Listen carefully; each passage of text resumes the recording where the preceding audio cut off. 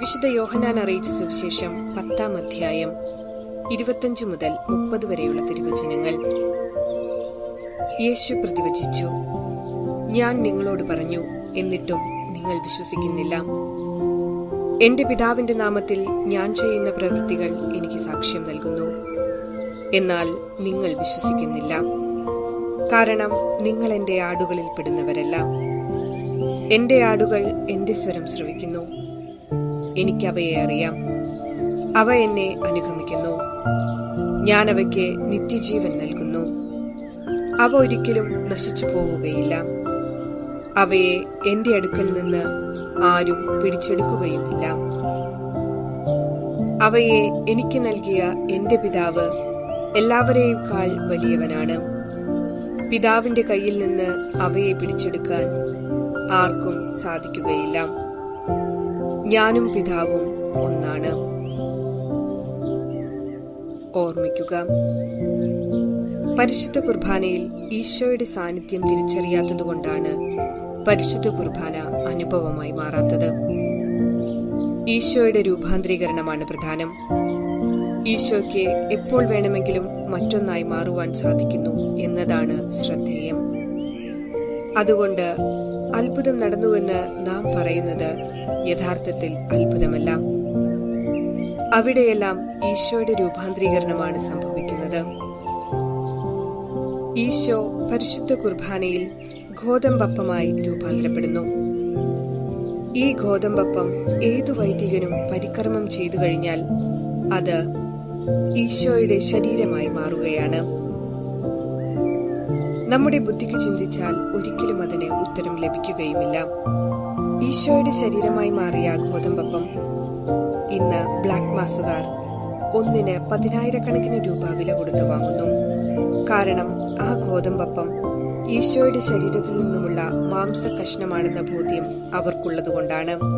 സാത്താൻ സേവക്കാർ ഈശോയെ അവഹേളിക്കുവാനും സാത്താനെ പ്രീതിപ്പെടുത്താനും വേണ്ടിയാണ് ഇത്രയും വില കൊടുത്തു വാങ്ങുന്നത്. ഈ ഗോതമ്പപ്പം ഈശോയുടെ ശരീരഭാഗത്തു നിന്നുള്ളതാണെന്ന് പരിശോധിച്ചു ബോധ്യപ്പെട്ടതിനു ശേഷമേ ഇവർ വില നൽകാറുള്ളൂ.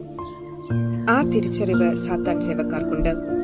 എന്നാൽ ദൈനംദിന ജീവിതത്തിൽ കണ്ടുമുട്ടുന്ന ഈശോയെ തിരിച്ചറിയുവാനുള്ള വിശ്വാസം പോലും നമുക്കില്ല എന്ന ദുഃഖസത്യം ഈ നോമ്പുകാലത്തെങ്കിലും തിരിച്ചറിയുവാൻ ഇടയാകട്ടെ എന്ന് പ്രാർത്ഥിക്കാം.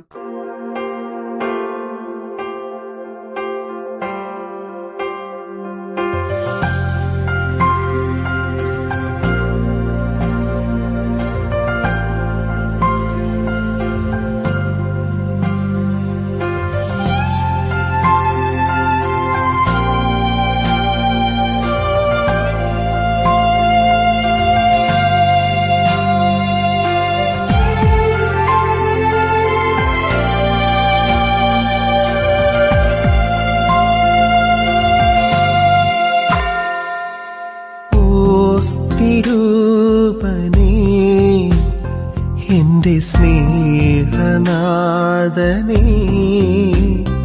എന്നും നിന്റേതാകുവാൻ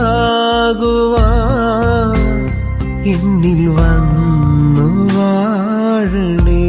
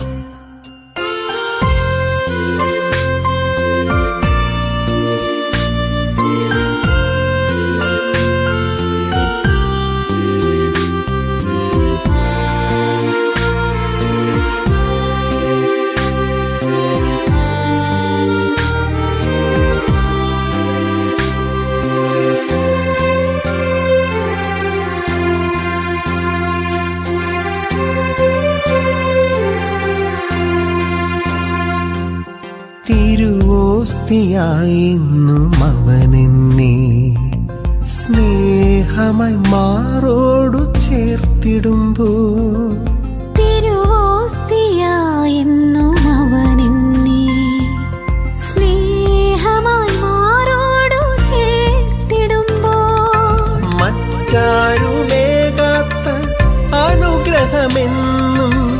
അവൻ എന്നിൽ ചൊരിഞ്ഞിടുന്നു.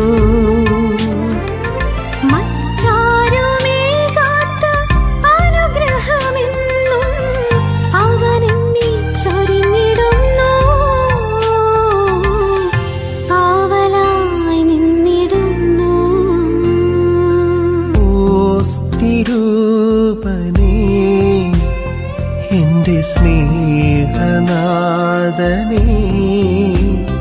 എന്നും നിന്റേതാകുവാൻ എന്നിൽ വന്നു വാഴണേ.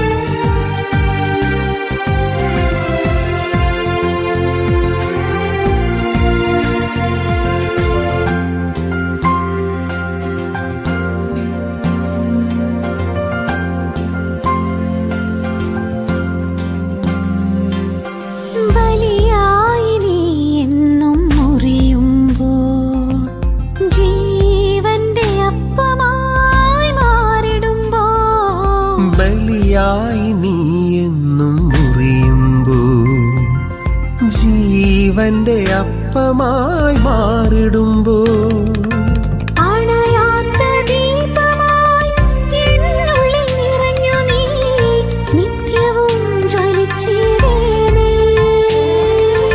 അണയാത്ത ദീപമായി എന്നുള്ളിൽ നിറഞ്ഞു നീ നിത്യവും ജ്വലിച്ചിടണേ. നിൻ സ്നേഹം ചൊരിഞ്ഞിടണേ.